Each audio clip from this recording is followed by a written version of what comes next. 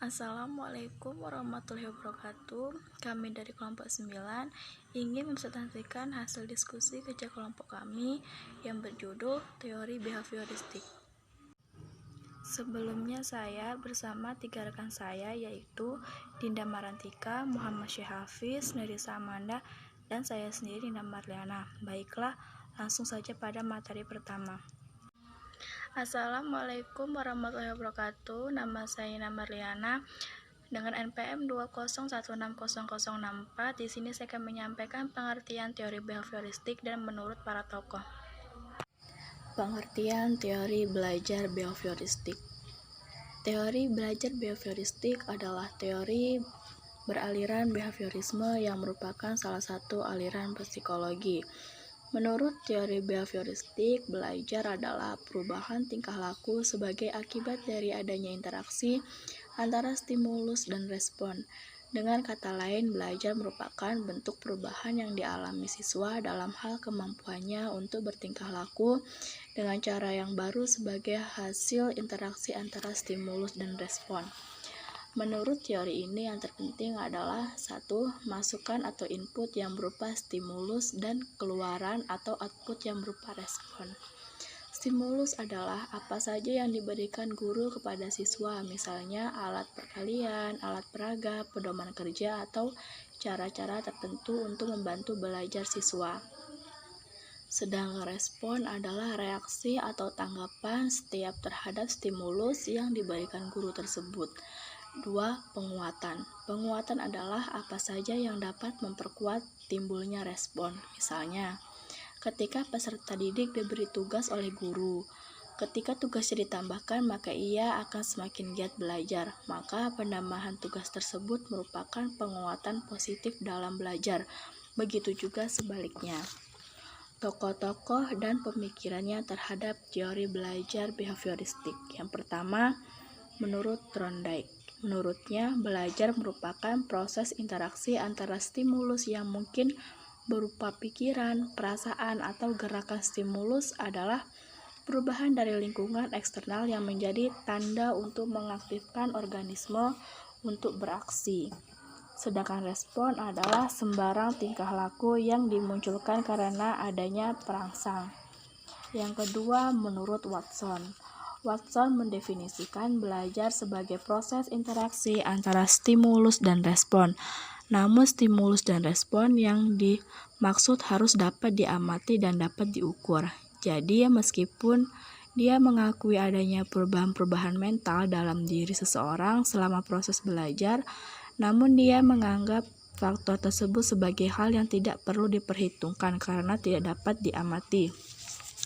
Dan yang ketiga, menurut Edwin, teori ini mengatakan bahwa hubungan stimulus dan respon bersifat sementara. Oleh karenanya, dalam kegiatan belajar, peserta didik perlu sesering mungkin diberi stimulus agar hubungan stimulus dan respon bersifat lebih kuat dan menetap. Yang keempat, menurut Skinner. Skinner adalah seorang berkebangsaan Amerika yang dikenal sebagai seorang tokoh behavioris yang meyakini bahwa perilaku individu dikontrol melalui proses di mana seseorang dapat mengontrol tingkah laku organisme melalui pemberian yang bijaksana dalam lingkungan yang relatif besar. Dan yang terakhir, menurut Pavlov, teori ini mengetahui bahwa dengan menerapkan strategi Pavlov, ternyata individu dapat dikendalikan melalui cara mengganti stimulus alami dengan stimulus yang tepat untuk mendapatkan pengulangan respon yang diinginkan. Sementara individu tidak menyadari bahwa ia dikendalikan oleh stimulus yang berasal dari luar dirinya. Assalamualaikum warahmatullahi wabarakatuh. Perkenalkan, nama saya Dinda Marantika, NPM 201600024. Di sini saya akan menjelaskan tentang aplikasi teori behavioristik dalam pembelajaran dan tujuan pembelajaran behaviorisme. Aplikasi teori behavioristik dalam pembelajaran. Aplikasi teori behavioristik dalam kegiatan pembelajaran yaitu karena memandang pengetahuan adalah objektif, pasti, tetap, dan tidak berubah. Pengetahuan disusun dengan rapi, sehingga belajar adalah perolehan pengetahuan, sedangkan mengajar adalah memindahkan pengetahuan kepada orang yang belajar.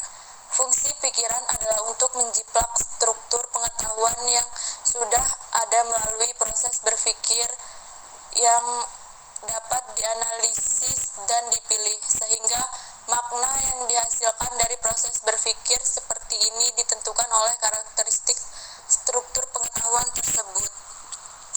Secara umum, langkah-langkah pembelajaran yang berpijak pada teori behavioristik yang dikemukakan oleh Society dan Prasetya Irawan 2001 dapat digunakan dalam merancang pembelajaran. Langkah-langkah pembelajaran tersebut antara lain: 1. Menentukan tujuan pembelajaran. 2. Menganalisis lingkungan kelas yang ada saat ini termasuk mengidentifikasi pengetahuan awal siswa. 3. Menentukan materi pembelajaran. 4. Memecah materi pembelajaran menjadi bagian kecil-kecil meliputi pokok bahasan, subpokok bahasan, topik, dan sebagainya. 5. Menyajikan materi pembelajaran. 6. Memberikan stimulus dapat berupa pertanyaan baik lisan maupun tertulis, tes atau kuis, latihan atau tugas-tugas. 7. Mengamati dan mengkaji respon yang diberikan siswa. 8. Memberikan penguatan atau reinforcement ataupun hukuman. 9. Memberikan stimulus baru. 10. Memberikan penguatan lanjutan atau hukuman. 11. Evaluasi belajar. Pembelajaran behaviorisme. Tujuan pembelajaran menurut teori behavioristik ditekankan pada penambahan pengetahuan, sedangkan belajar sebagai aktivitas mimetik yang menuntut pembelajar untuk mengungkapkan kembali pengetahuan yang sudah dipelajari dalam bentuk laporan, kuis, atau tes. Penyajian isi atau materi pelajaran menekankan pada keterampilan yang terisolasi atau akumulasi fakta mengikuti urutan dari bagian keseluruhan. 1.